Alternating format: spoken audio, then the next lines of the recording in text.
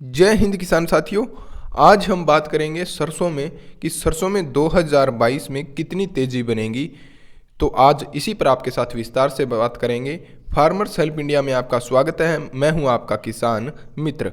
तो किसान साथियों, किसानों से जुड़ी हर प्रकार की सटीक जानकारी आपको मिलती रहेगी, तो कृपया करके चैनल को सब्सक्राइब कर लीजिए। और जिन किसान भाइयों ने चैनल को सब्सक्राइब कर लिया है उनका धन्यवाद।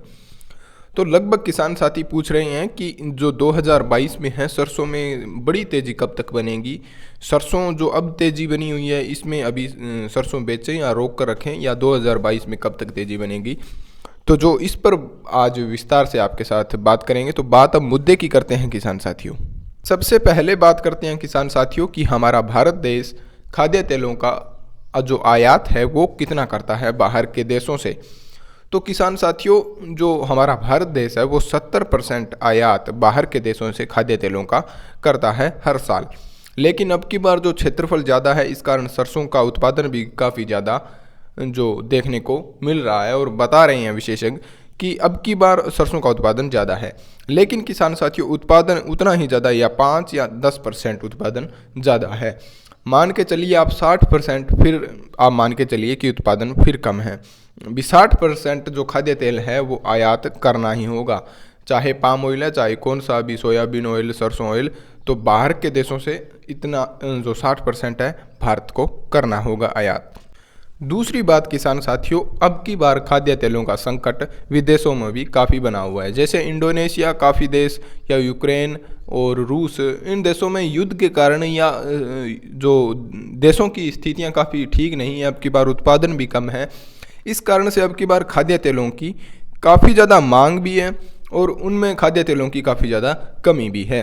तो आपने देखा होगा इन दिनों इंडोनेशिया ने काफ़ी नियम लागू करे हैं निर्यात पर, आयात पर रोक के लिए, निर्यात पर रोक के लिए। कई देश हैं वो कई हथकंडे अपना रहा है। जैसे अब हम निर्यात नहीं करेंगे, या किसी देश को कुछ और नई नई योजनाएं लेकर आ रहे हैं। तो किसान साथियों, आप इससे अंदाज़ा लगा सकते हैं कि अब की बार कितना जो भाव है बढ़ने की आसार है कि नहीं है।